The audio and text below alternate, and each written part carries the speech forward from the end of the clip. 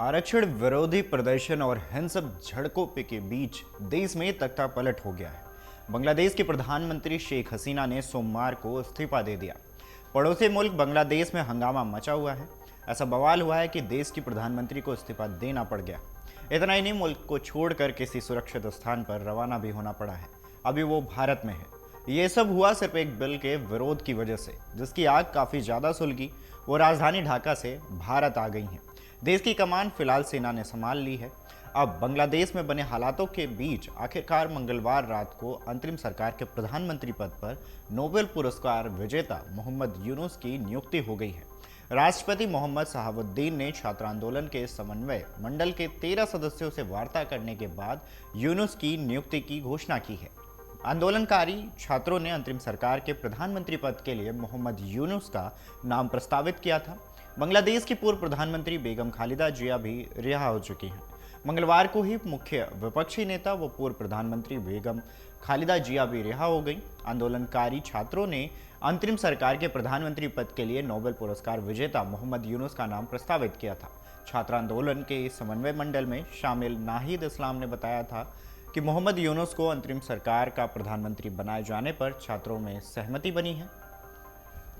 बांग्लादेश को बचाने के लिए 84 वर्षीय यूनुस जिम्मेदारी संभालने के लिए तैयार हो गए हैं। दो अन्य समन्वयों आसिफ महसूद और अबू बकर मजमूदार के साथ नाहिद ने बताया कि सेना और सभी दलों से साफ कह दिया गया है कि यूनुस के नेतृत्व वाली सरकार के अतिरिक्त अन्य कोई सरकार छात्रों को स्वीकार नहीं है।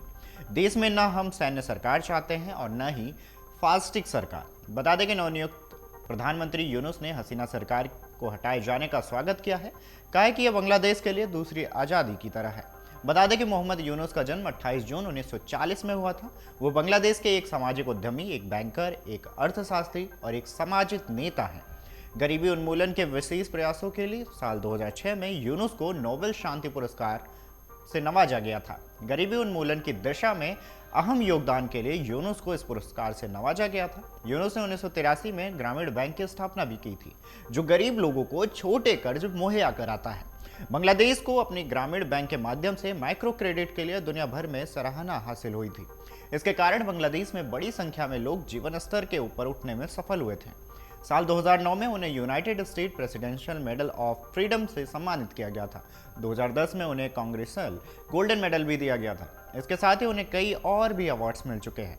2011 में उन्होंने सार्किया बुइस्ट्रेन, सोफी इसमैन और हंस रिट्स के साथ मिलकर Yunus social business global initiatives की सह स्थापना की थी। साल 2012 में उन्होंने स्कॉटलैंड के ग्लासगो कैलेडोनियन विश्वविद्यालय का चांसलर बनाया गया। 2018 तक वह इस पद पर बने रहे। 1998 से 2021 तक उन्होंने संयुक्त राष्ट्र फाउंडेशन के निर्देशक मंडल के सदस्य के तौर पर भी काम किया है। 1961 से 1965 तक उन्होंने बांग्लादेश के चटगांव विश्वविद्यालय से अर्थशास्त्र की पढ़ाई की है। उन्होंने वेंडरबिल्ट विश्वविद्यालय से अर्थशास्त्र में पीएचडी की डिग्री हासिल की है। बांग्लादेश में उन्हें ग्रामीण बैंक की स्थापना की ओर से माइक्रो ऋण कार्यक्रम की भी शुरुआत की थी। साल 18 फरवरी 2007 को मोहम्मद यूनुस ने नागरिक शक्ति नाम से एक राजनीतिक पार्टी भी बनाई थी। मोहम्मद यूनुस को इस साल श्रम कानून के उल्लंघन के आरोप में बांग्लादेश की एक कोर्ट ने 6 महीने की सजा सुनाई थी। हालांकि बाद में मार्च में उन्हें जमानत दे दी गई। नोबेल पुरस्कार विजेता प्रोफेसर मोहम्मद यूनुस को $23 लाख गबन करने के मामले में भी जेल की सजा सुनाई जा चुकी है। बता दें कि ग्रामीण टेलीकॉम के पास बांग्लादेश के सबसे बड़े मोबाइल ऑपरेटर ग्रामीण फोन में 34.2% हिस्सेदारी है। ग्रामीण फोन नॉर्वे की टेलीकॉम कंपनी टेलीनॉर की सहायक कंपनी है। इसके अलावा इन आरोपों में 250 मिलियन से अधिक का गबन और मनी लॉन्ड्रिंग का भी मामला शामिल है। ये भी बता दें कि जुलाई और अगस्त में छात्र आंदोलन के दौरान गिरफ्तार हुए हजारों युवाओं को मंगलवार को जमानत दे दी गई। जुलाई में हुए आरक्षण विरोधी आंदोलन के दौरान हिंसा में लिप्त करीब 11,000 छात्रों को गिरफ्तार किया गया था। कई हजार लोग अगस्त में गिरफ्तार हुए थे। राजधानी ढाका में कुछ कार्यालय मंगलवार को खुले और उनमें अधिकारिक कर्मचारी भी पहुंचे हैं। अगर आप ये वीडियो YouTube पर देख रहे हैं तो हमारे चैनल को सब्सक्राइब करें और बेल आइकन को दबाना ना भूलें। अगर आप Facebook पर ये वीडियो देख रहे हैं तो हमारे पेज को लाइक करें।